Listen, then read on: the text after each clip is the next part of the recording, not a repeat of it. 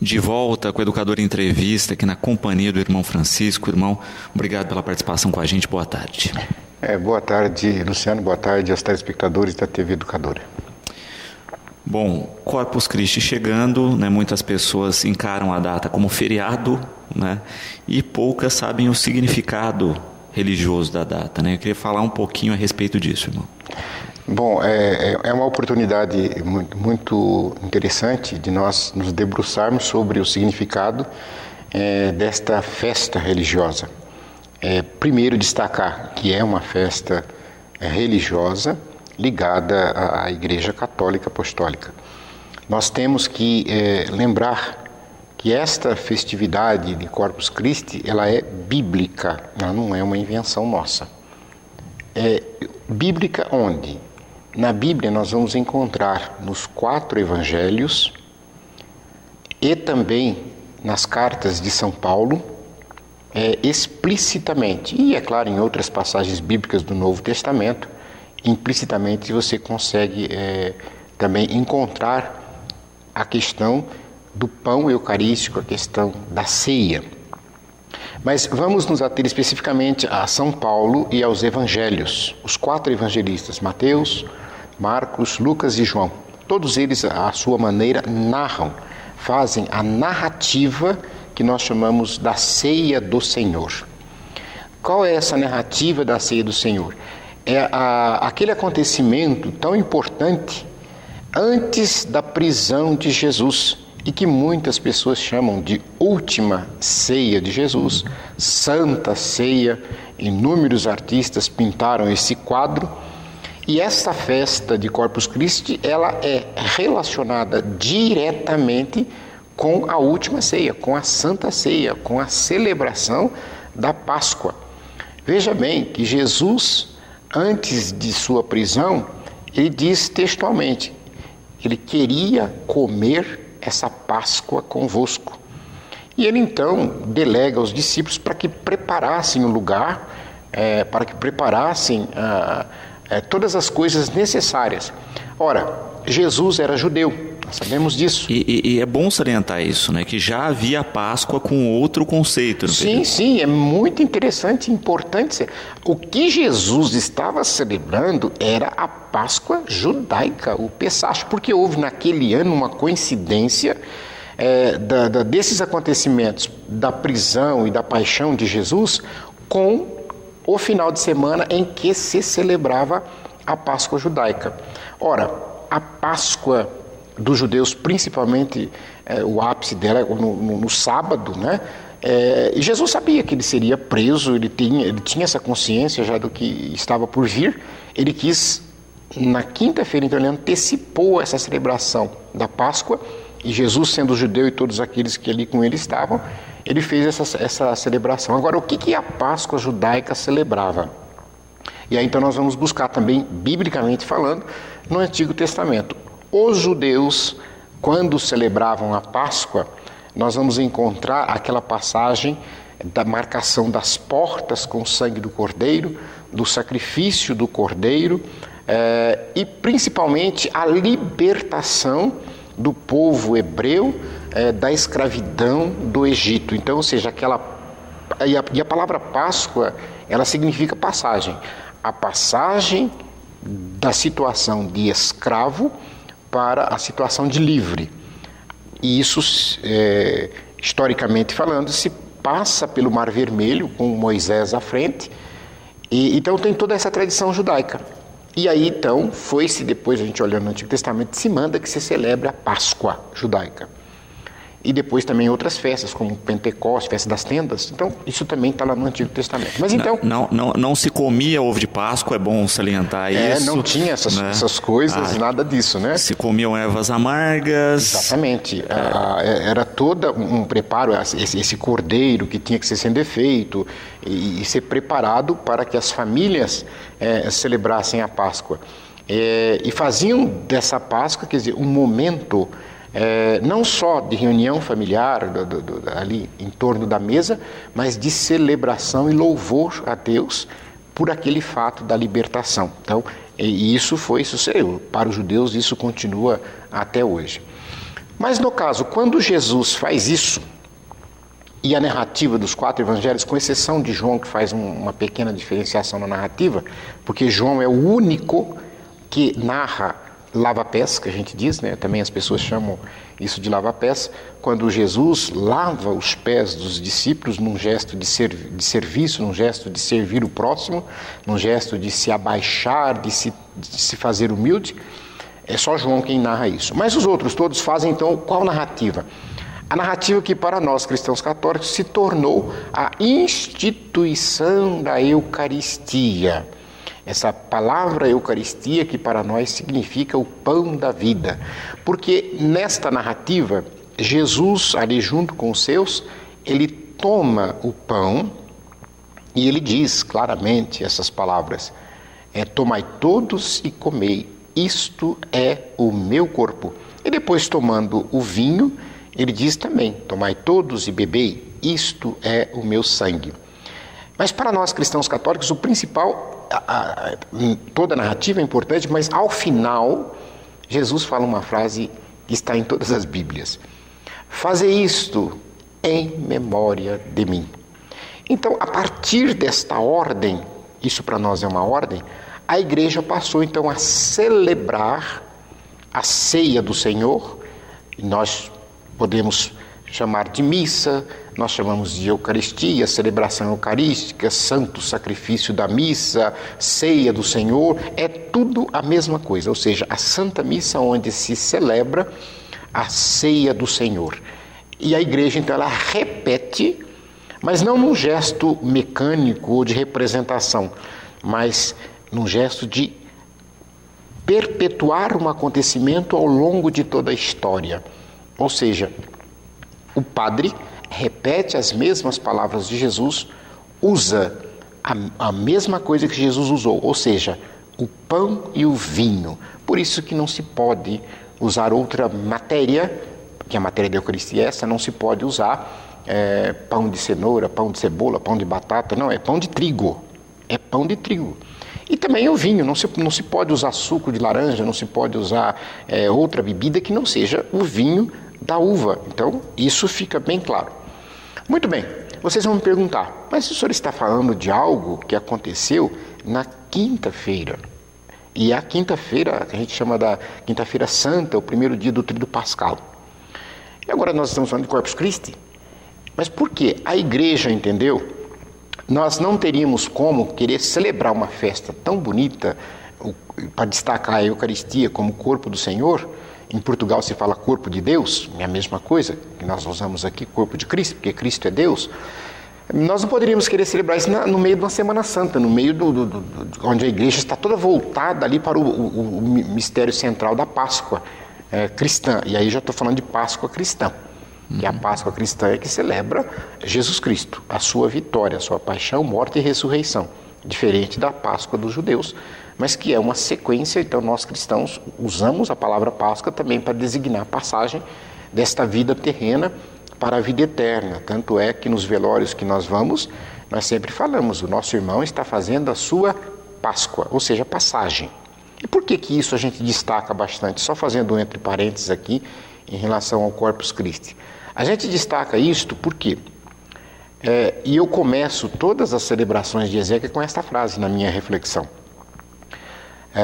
Quando a gente está ali junto do caixão da pessoa que morreu, nós temos que ter consciência de que aquela pessoa que morreu, ela não mais pertence ao plano da terra. E nós não podemos fazer mais nada por ela, ela morreu. Mas é um momento importante e propício de nós pensarmos como é que nós estamos vivendo. E por quê? Porque a maioria das pessoas, e poderíamos dizer quase que a totalidade, mas a maioria das pessoas, elas vivem hoje como se não fossem morrer. As pessoas vivem como se aqui a terra fosse vida eterna, como se não fosse ter morte. As pessoas vivem como se nós fôssemos seres carnais, e que de vez em quando fazemos experiências espirituais. Só que nós precisamos entender que é justamente o contrário. Você, eu, o Luciano, todos nós somos seres espirituais. A nossa essência é espírito. E esse tempo que nós passamos aqui na Terra, nós estamos fazendo uma experiência da carne. Tanto é que quando a gente morre, a carne vira pó, ela fica. Por quê? Porque ela pertence a esse plano da terra. Mas o nosso espírito, a nossa existência, essa essência nossa do ser, ela é eterna em Deus. Essa é a nossa fé. Só fiz esse parênteses para a gente poder entender essa questão quando nós usamos a palavra Páscoa cristã. Páscoa significa passagem.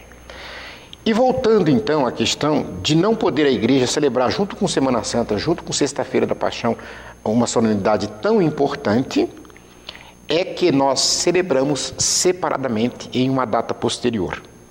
Mas para que pudéssemos chegar a esta celebração, para que pudéssemos chegar a esta data posterior, existe todo um trajeto histórico que nós precisamos destacar. Isso não aconteceu da noite para o dia. Isso foi acontecendo ao longo do tempo, isso foi acontecendo ao longo dos anos, principalmente porque os primeiros cristãos dos primeiros séculos, e aqui eu destacaria até o século IV, antes do evento Constantino, eles não tinham dúvida sobre a presença real de Jesus, eles não tinham dúvida sobre a celebração da Eucaristia, eles se reuniam, não tínhamos igreja, se reuniam nas casas, nas famílias, partiam o pão, faziam a ação de graças, repartiam com os pobres. O livro dos Atos dos Apóstolos fala do cuidado com as viúvas, com os órfãos, e etc. e tal. Inclusive fala que não havia necessitado entre eles o quem? Os cristãos, que eram uma minoria ínfima. Quando nós falamos da cidade de Corinto, se nós pegarmos aí uma cidade com 300, 400 mil habitantes, você está falando de 80, 100 pessoas. Porque o grupo de cristãos era mínimo, era pequeno, as comunidades cristãs eram pequenas.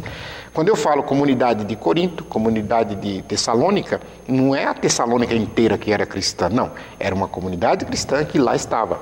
A comunidade de Corinto era um pequeno grupo de cristãos ligados a São Paulo, que lá em Corinto estava. Não era a maioria da cidade que era cristã. E entre esse pequeno grupo, vivendo desta forma, eles não tinham necessitados.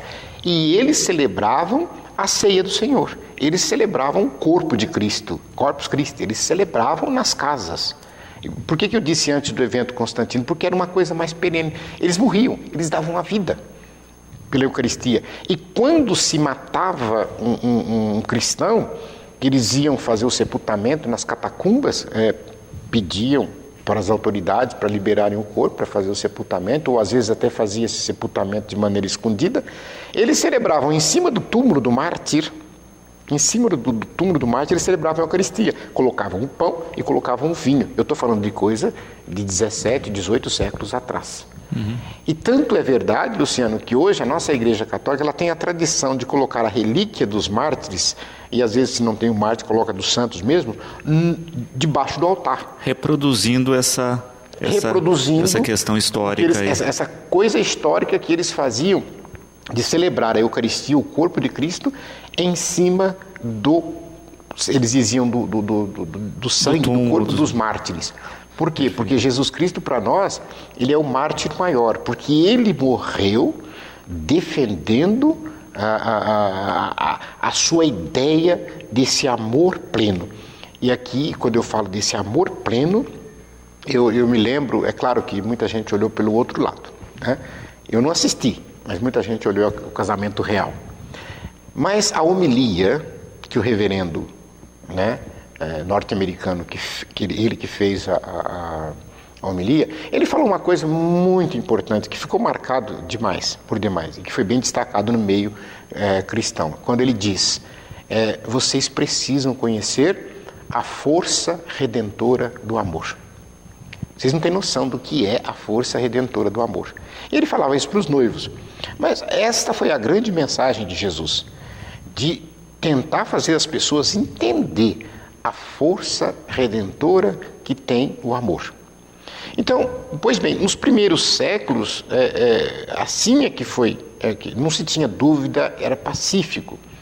Depois nós tivemos o evento Constantino e nós sabemos, infelizmente, e historicamente falando, tem seus prós e seus contras, mas a gente sabe que até hoje fica uma grande interrogação sobre o papel de Constantino, porque eu, por exemplo, não posso aprovar que Constantino e todo o Império Romano perseguia e matavam os cristãos e que, de repente, sabe-se lá por que ele se diz cristão, e aí ele passa a matar e perseguir os que não são cristãos. Então, essa é uma atitude que Não bate. Não bate com o ensinamento de Jesus. Porque aí vai dizer que o catolicismo se tornou a religião oficial do Estado, do Império, e aí então todo mundo tem que ser católico. Então, quer dizer, o que aconteceu? Nós sabemos, pela história, que muitas pessoas se tornaram católicas para não serem mortas, para não serem perseguidas. Mas teve esse...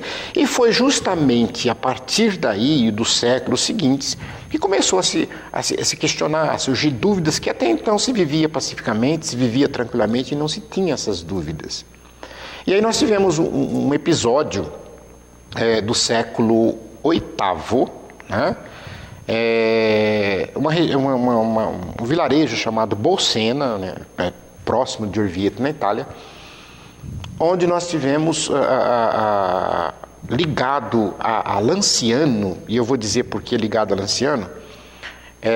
Eu tive a oportunidade de conhecer a cidade de Lanciano, e fui onde temos o Santuário Eucarístico de Lanciano, que é o local onde havia um grupo de monges basilianos, e dentre eles um padre que duvidava da Eucaristia. Ele duvidou dessa presença, disso que nós temos como corpo e sangue de Cristo. E essa dúvida dele, assim como a de Tomé na Sagrada Escritura, ela propiciou uma riqueza enorme para a igreja em vários sentidos. Porque durante a celebração da Santa Missa, ao tomar em sua mão o pão, até então o pão, para ser consagrado, ele viu aquele pão sangrar. É um episódio que não tem querer explicar à luz da ciência, não tem que... A gente considera um milagre. O milagre é aquilo que foge da nossa capacidade intelectiva de entendimento. Muito bem.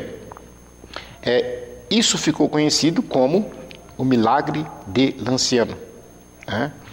E eu dizia em Bolsena, porque em Bolsena, em Orvieto, também, pouco depois, eu disse Lanciano porque ele é mais antigo, aconteceu algo semelhante. Né? Onde, inclusive, o sangue manchou o corporal, que é a toalha que estava ali sobre o altar.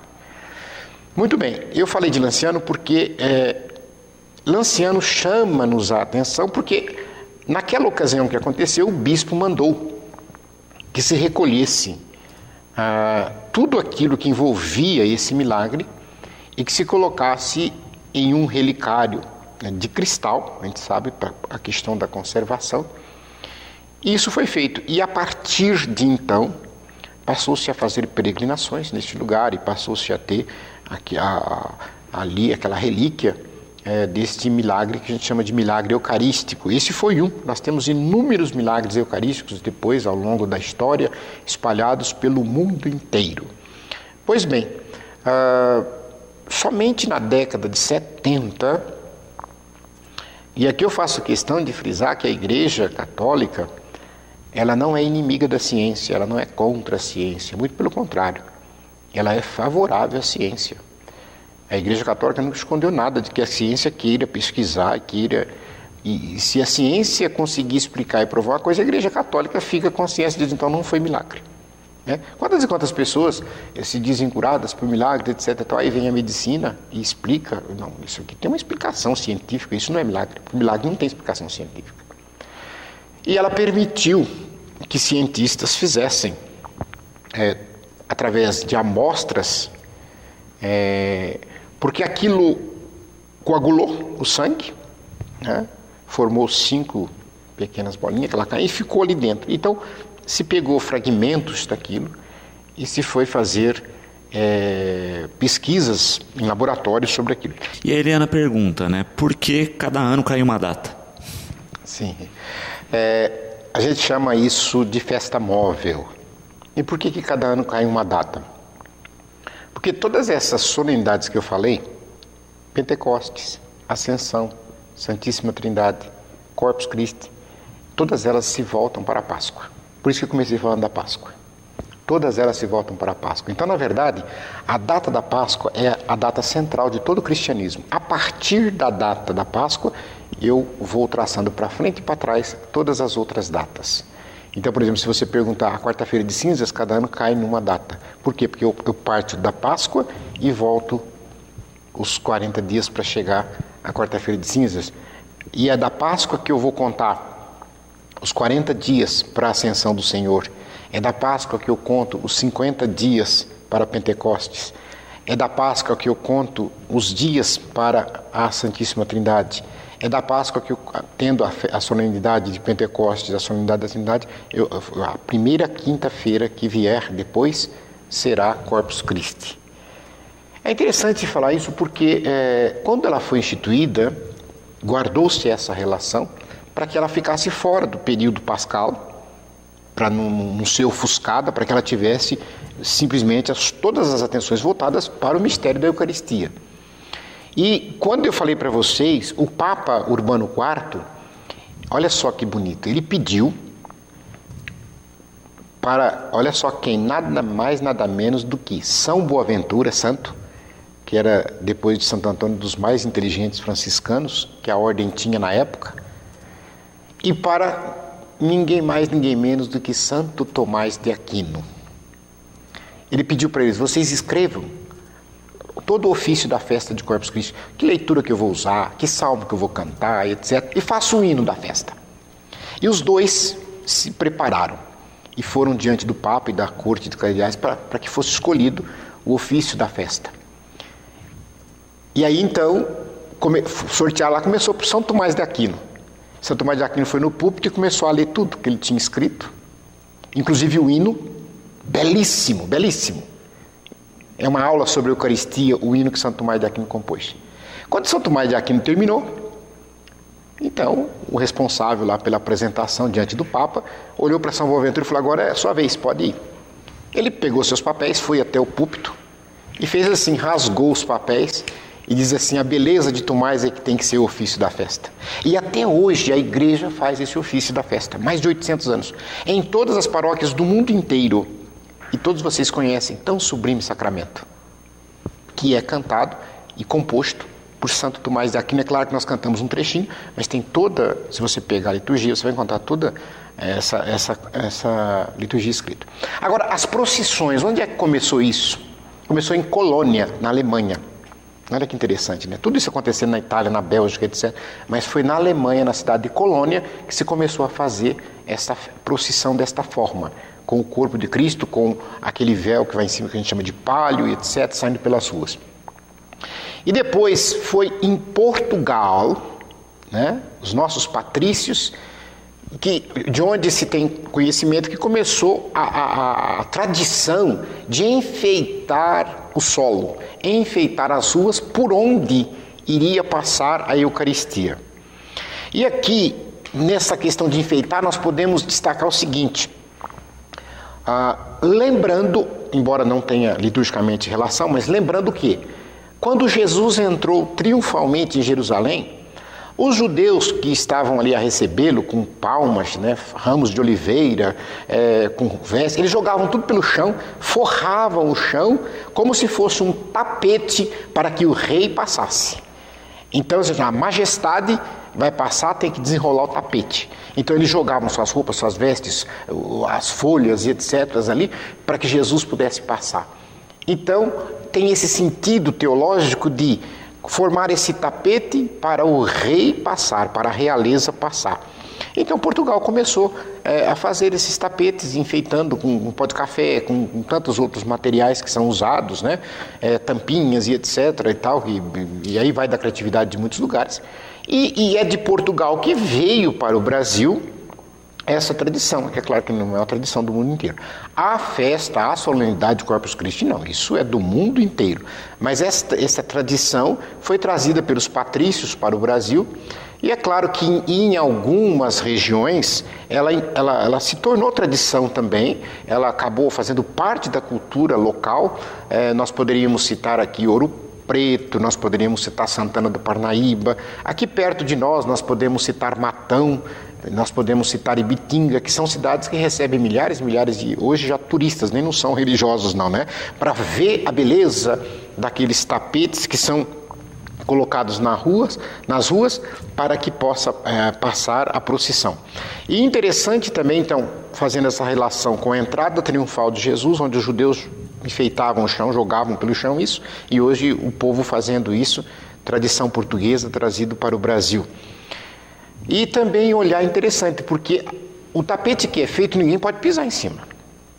E mesmo quando a procissão sai, ninguém da procissão pode pisar antes que o sacerdote, ou o diácono, ou o bispo, que está conduzindo a Eucaristia, o corpo do Senhor, por isso corpo de Cristo, Corpus Christi, em latim, não se costuma tirar a tradução, fica Corpus Christi. Então eles vêm, ele sim vai ser o primeiro a passar, aí depois o povo pisa e desmancha tudo. E aí eu digo assim, pessoal, mas estava tão bonito, estava tudo tão belo, foi tudo tão trabalhoso, tudo tão caro, ele desmanchou tudo.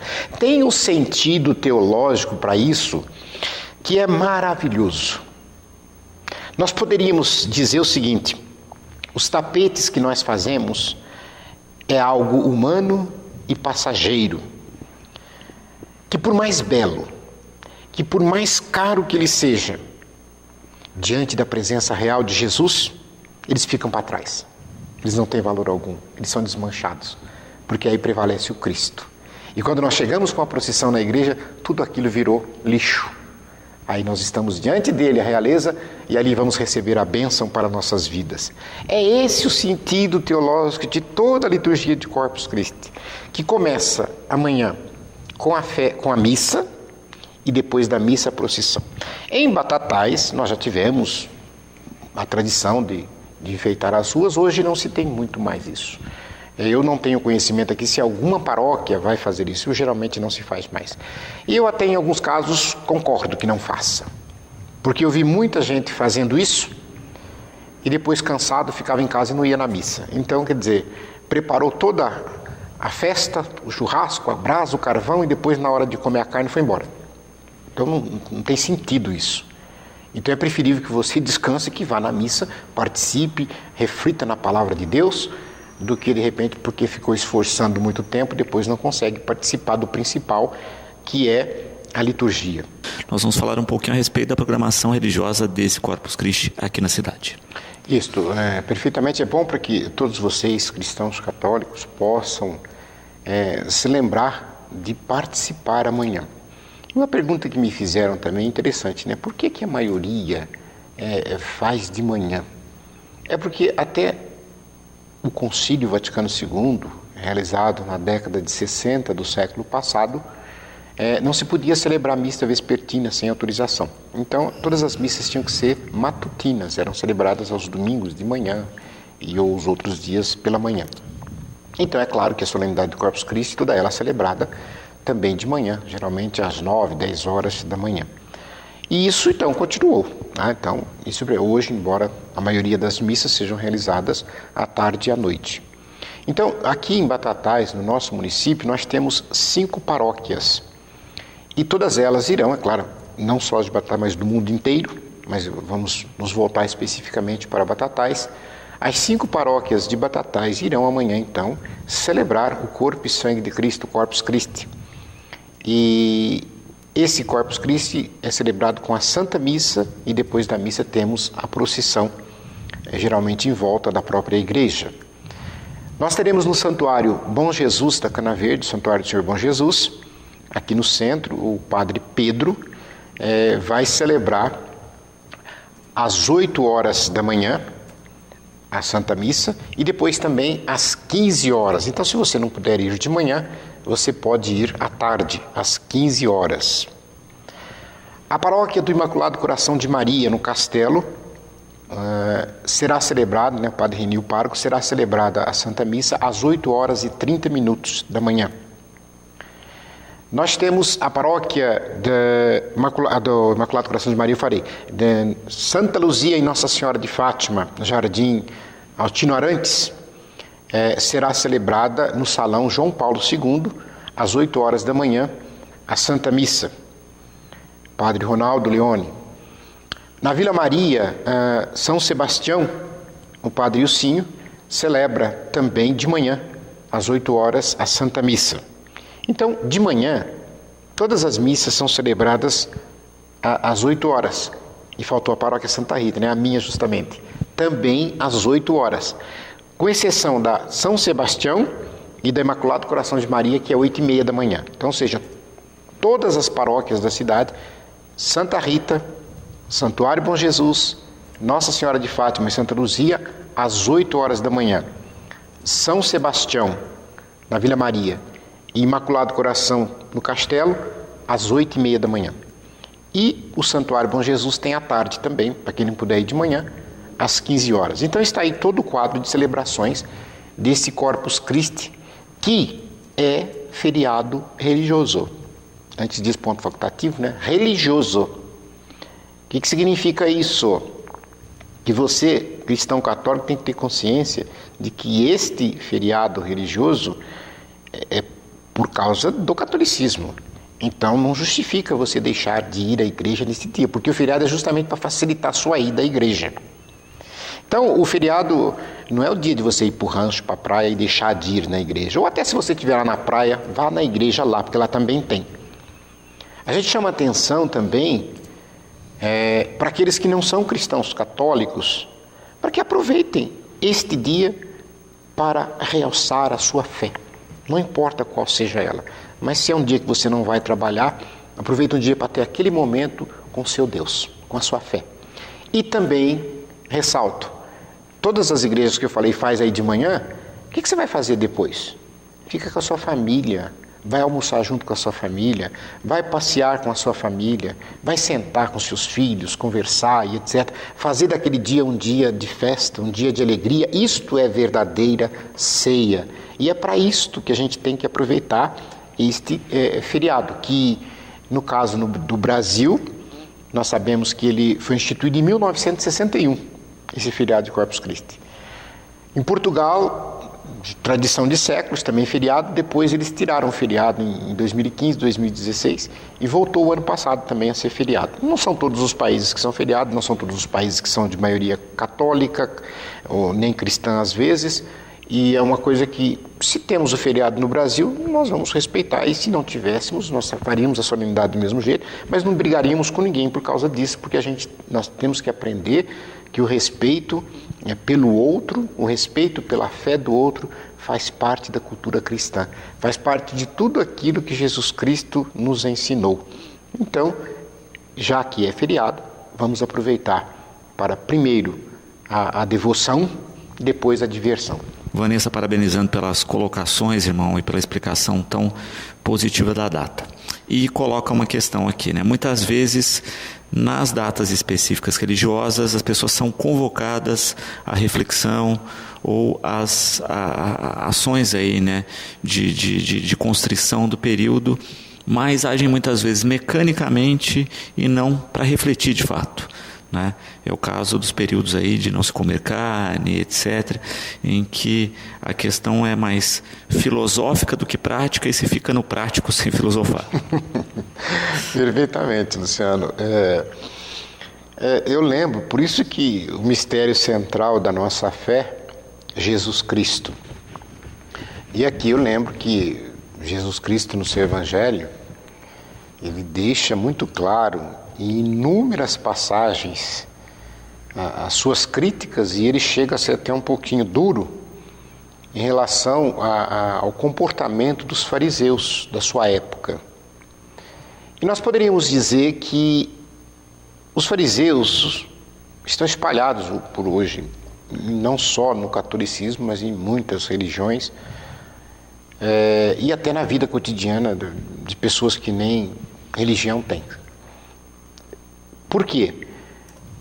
São aquelas pessoas que têm uma dissociação muito grande entre aquilo que falam e aquilo que fazem. Isto é farisaísmo, tão criticado na época de Jesus. E, Vanessa, eu quero pegar um gancho diante da colocação que você fez com uma das pessoas da igreja que eu aprendi a admirar muito, que tenho em primeira conta, e que eu costumo dizer assim, que quando nós estamos vivendo no nosso Brasil hoje, um período de crise, que ninguém sabe para onde vai, de onde veio, essa confusão toda, eu fico a imaginar quanta falta faz um homem como ele, Dom Helder Câmara.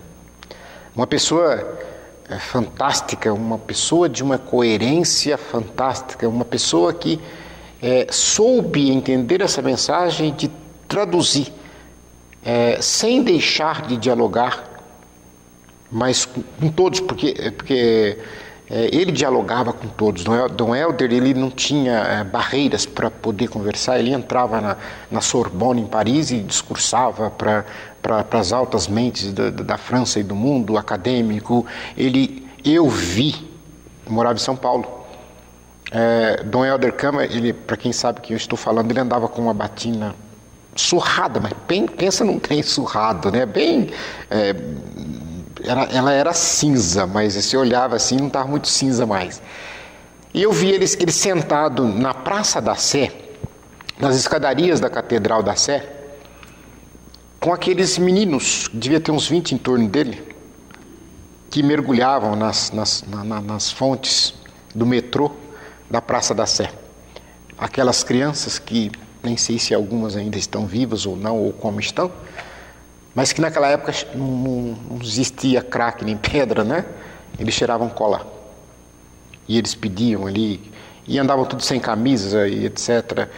E eles vão saber que eles sabiam quem era Dom Helder Câmara? Claro que não sabiam, mas eles sentiram a presença dele.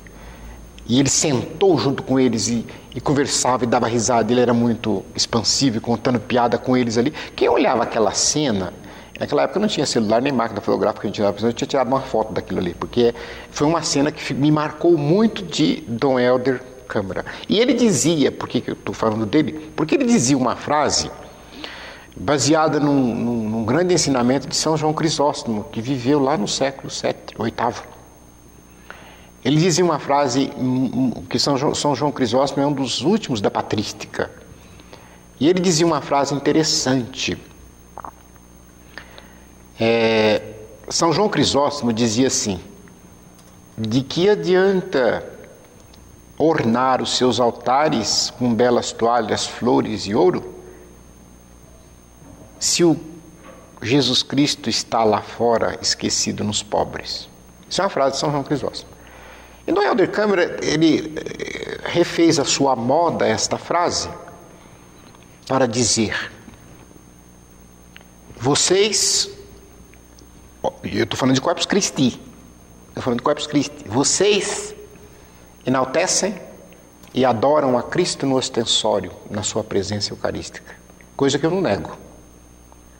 Mas esquece dele jogado na calçada, no corpo das pessoas que ali estão. Isso é de uma profundidade, porque isso é coerência. Quando quando Dom Helder diz isso, ele está falando de um farisaísmo, que de repente você vai à igreja... E aqui vale para todos. Vou dizer, vale para todos. Você vai à missa, você vai ao seu culto, você que é protestante, você vai na igreja batista, na igreja Assembleia de Deus, você vai lá no centro espírita, ou você vai lá no terreiro, ou você vai lá em outro lugar que tem algum outro tipo de manifestação religiosa, você vai na mesquita, você vai na sinagoga, e você chora e você faz declarações belíssimas, como o Luciano lembrou, filosoficamente falando, fantásticas, mas ao sair dali, você não olha ao redor. Você não faz absolutamente nada de prático para mudar a situação, principalmente daqueles que mais sofrem. Você não tem coerência de vida. Eu não tenho medo de falar, não estou julgando ninguém, estou botando dedo para ninguém. Mas às vezes você sabe de pessoas que têm abertamente uma vida. Vamos falar dos nossos políticos, por exemplo, que de repente entra na fila da comunhão e você fica olhando, meu Deus do céu. Ah, mas ele pode ter confessado, não sei, ter arrependido, mas de repente sai dali e continua fazendo a besteira. Então, isso é farisaísmo. Então não adianta celebrar o corpo de Cristo se você não consegue enxergar o corpo de Cristo no irmão. E aqui, biblicamente falando, eu vou apelar para São João, o evangelista, quando ele vai dizer: se você diz que ama Deus, a quem você não vê, por que a gente não vê Deus? Quando nós falamos da presença eucarística, do corpo e sangue de Cristo, sim, pela nossa fé, mas você não está vendo a Trindade, você não está vendo a não ser aquela presença real. E quando João diz, se você diz que ama Deus a quem você não vê, e não ama o irmão a quem você vê, você é um mentiroso. Você é um mentiroso. Você não ama Deus coisa nenhuma. Porque o primeiro sintoma, o primeiro sinal, o primeiro indicador de que uma pessoa verdadeiramente ama a Deus é quando ela ama os seus próximos. Começando pelo da sua família. Seus filhos, sua esposa. E assim vai fazendo uma cadeia, numa progressão geométrica. Porque é quando você consegue tomar atitudes em prol daqueles que você nunca viu, daqueles que você não conhece. E eu vou dizer aqui, é claro que às vezes a gente fala, não é puxar a sardinha para o nosso lado, é que nós trabalhamos muito mais com as pessoas carentes materialmente falando, pessoas que não têm o que comer, pessoas que não têm o que vestir, pessoas que não têm onde dormir, pessoas que estão nas ruas, então tudo bem, materialmente falando, mas é claro que também emocionalmente falando estão afetados. Mas eu digo, por exemplo, quando nós vamos entrar na penitenciária, no presídio, ali nós encontramos pessoas que têm famílias estruturadas, pessoas de posses às vezes, mas que estão ali necessitadas naquele momento. São pessoas que precisam da nossa oração. São pessoas que precisam da nossa presença. Né? Pessoas que... Então, às vezes, quando nós vemos os espíritas, quando nós vemos os protestantes, os católicos, que fazem esse trabalho nas penitenciárias, porque são pessoas que precisam, né? de que a gente leve essa palavra. Porque nós aprendemos na nossa igreja que Jesus Cristo se faz presente no meio de nós, e é por isso que a gente diz que a Igreja Católica tem essas duas colunas que a sustentam. Jesus Cristo se faz presente no meio de nós através da sua palavra, que é a Sagrada Escritura, e através da Eucaristia. A Eucaristia é o centro da nossa fé. Por que a gente fala isso? Porque não se fala que o Verbo se fez carne. Olha, isso é palavra de Deus. Evangelho de São João, não sou eu que estou inventando. E o Verbo se fez carne. Ele se fez um de nós. Ele teve carne como nós temos. Nós refletimos domingo, quando falávamos da Trindade, a segunda pessoa, que é Jesus Cristo, é o Deus encarnado. Ele se fez carne como nós, ele foi homem como nós e assumiu a nossa humanidade em tudo, exceto no pecado. Então ele tinha dor, ele tinha frio, ele tinha sentimentos, ele tinha emoções, porque foi um Deus que se humanou, por isso que a gente fala Deus humanizado, Jesus Cristo. E amanhã, quando nós falamos de Corpus Christi, nós queremos celebrar Corpus Christi, nós estamos celebrando corpo e sangue. Nós estamos celebrando a humanidade de um Deus que se fez homem. É isso, sem deixar de ser Deus. Porque Jesus Cristo traz em si essas duas naturezas, divina e humana. É a única pessoa da Trindade que tem isso. A única pessoa do mundo que tem isso. Porque nós podemos dizer assim, nós temos a nossa natureza humana, mas tudo que é divino de nós vem de Deus. Para a gente finalizar, irmão, só quero ir um pouquinho, sair da pauta, né? A Maria, perguntando a respeito do trabalho que vocês realizam e como proceder para uma doação, se existe um telefone, como auxiliar nas ações. Sim, Maria, nós agradecemos aí a sua pergunta, até pela oportunidade que nós teremos de esclarecer como as pessoas podem fazer para nos ajudar. A primeira coisa que eu sempre digo, se você quer nos ajudar, se puder, é claro, é interessante que visite uma de nossas casas. Né? Nós temos casas espalhadas pela cidade, no Jardim Alvorada, eu já vou passar os telefones, mas tem no Jardim Alvorada, temos no Central Park, temos aqui na Fazenda Limeira, indo na divisa com Altinópolis, temos aqui na antiga FEBEM vários imóveis onde cada um desenvolvemos algum tipo de projeto. E então, você conhecendo, quando eu falo que a pessoa conhecer, porque a hora que você bate os olhos, você vê a necessidade. Você vê o trabalho que está sendo feito. A gente sempre costuma dizer, você vê para onde está indo a sua ajuda. Eu já falei aqui uma vez e sempre repito, quantas e quantas pessoas às vezes têm um ente querido que faleceu, e a pessoa pega lá o sapato, a calça, a camisa que está em condições de uso, vamos jogar fora, levam para nós. E de repente a pessoa às vezes ela foi lá e viu a camisa que era do pai, o sapato que era, e a pessoa até chorou de alegria de ver que aquilo estava servindo para alguém, estava ajudando alguém. Então nós sempre falamos para as pessoas, eu estive ontem o dia inteiro na nossa casa, nós temos 2 casas na cidade de São Carlos, e eu estive lá, fazemos um atendimento diário de mais ou menos 80 pessoas. E eu estive visitando as 2 casas, e a mesma coisa que falei lá para as pessoas que também querem, nos procuram saber como ajudar, eu também falo aqui.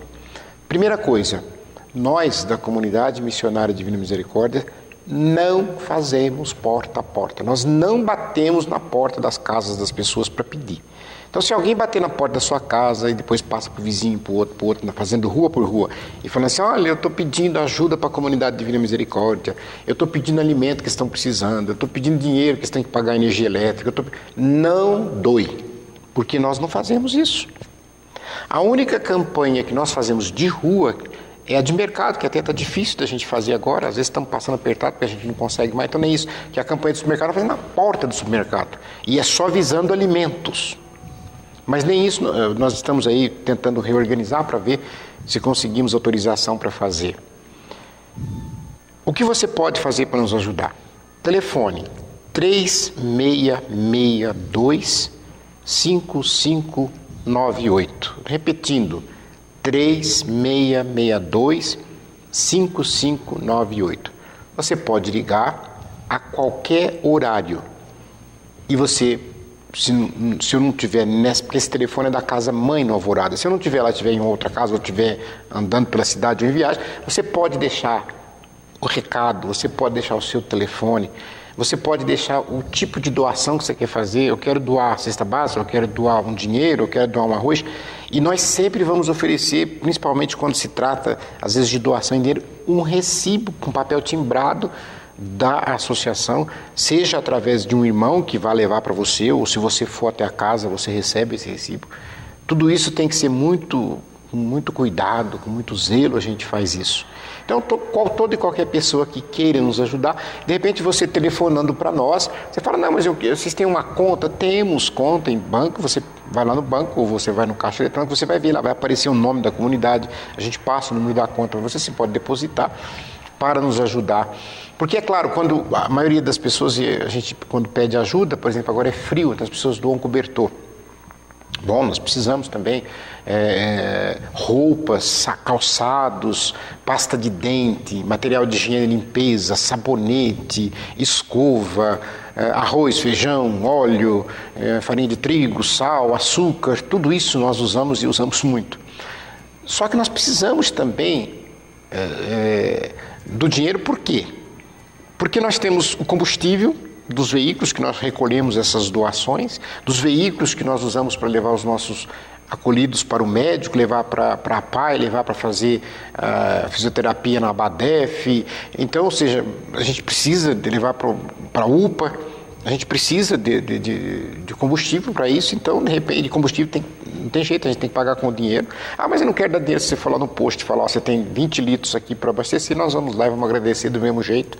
Nós temos a CPFL, porque todas essas casas, você imagina, aqui em Batatais nós atendemos uma média diária de 150 pessoas, entre aquela que nós fornecemos alimentação, pensão completa, essas pessoas tomam banho, essas pessoas bebem água, as pessoas usam energia elétrica para passar roupa e etc. Então, você tem uma conta de energia elétrica para cada casa e que você que paga energia elétrica, sabe que isso não é barato. E isso não adianta, eu não negocio com a CPFL, eu tenho que pagar, né? Não tem jeito. E o imóvel que de repente nós estamos por cessão, tudo bem, nós não temos despesas, mas aquele que não é cessão, de repente você tem que pagar um aluguel, você tem que pagar o IPTU, você tem que pagar todos os impostos. Então, você sabe que nós estamos passando por uma crise difícil no nosso país, todos nós estamos passando. E é claro que as entidades são as primeiras a sentir na pele essa dificuldade. Contamos sim com a sua ajuda, contamos com a graça de Deus, para que nós possamos continuar aí atendendo os nossos irmãos. Irmão, quero agradecer a presença, sempre os esclarecimentos e as informações tão vastas e esperar que nós tenhamos isso, né? Não apenas um feriado, mas sim um momento de reflexão. Perfeito, Luciano. Antes de me despedir, dizer que você foi muito feliz de colocar É o momento que cada um, na sua fé, na sua igreja, na sua religião, você tem um momento de reflexão. Se você não tem religião nenhuma, se você é ateu, para, senta e pensa como você está vivendo, pensa na sua vida, no que você está construindo. E principalmente, aproveite este dia, se você não vai trabalhar em turno, se você está de folga, aproveite para ficar com a sua família, aproveite para estar junto com seus filhos, junto com a sua esposa, com o seu marido, porque vale a pena quando você chegar à noite e falar, olha, esse feriado foi diferente. Eu estive com as pessoas que verdadeiramente eu amo e com as pessoas que verdadeiramente me amam. Isso é Corpus Christi. Deus o abençoe e até uma próxima, se Deus quiser. Bom, o programa de hoje vai ficando por aqui. Lembramos que às 18h30 temos Cidade na TV. Você fica agora na companhia da TV Brasil e nós voltamos na sexta, logo após Fique Sabendo, com mais um Educador Entrevista.